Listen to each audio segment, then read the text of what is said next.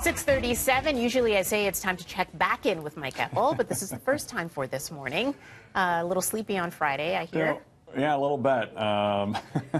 Didn't have my microphone. Yeah.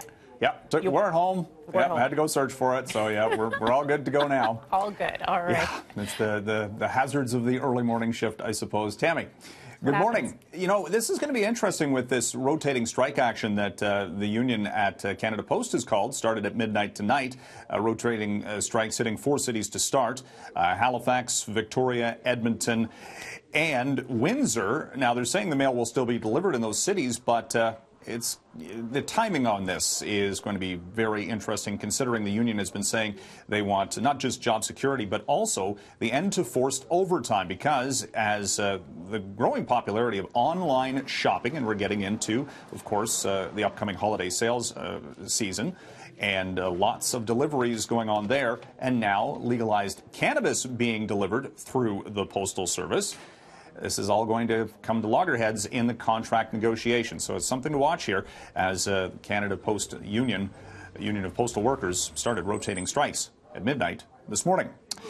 We have China's stock market coming off its best one-day performance in about 3 years. A rally of 4.25% for the benchmark in China overnight, as the government there pledged support not just for the equity markets, but for the economy, talking about cutting personal income taxes.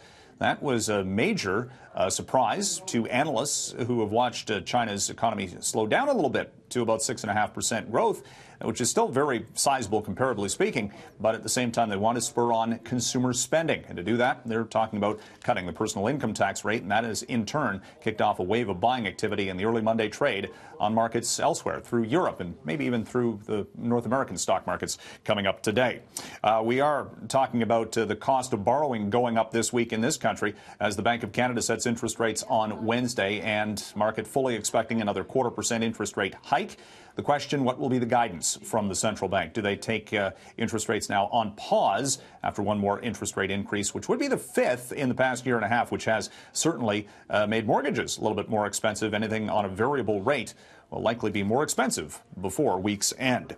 And a huge week coming up for earnings, specifically from the tech sector. We're getting into that particular component of the market with Amazon and Microsoft set to report this week. And those are going to be key. Consider how much money both those companies make. They have to live up to expectations and keep those stock prices going up. That's the latest from here. We'll send it back to the studio.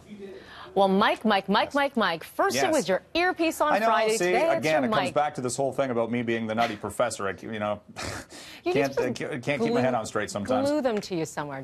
Yeah. That's the problem. It was glued to me, sort of, true. at least to my belt. So. Oh, we must fix this one. We're Always figuring nice to it talk out. to you. Thanks, Mike. You're welcome.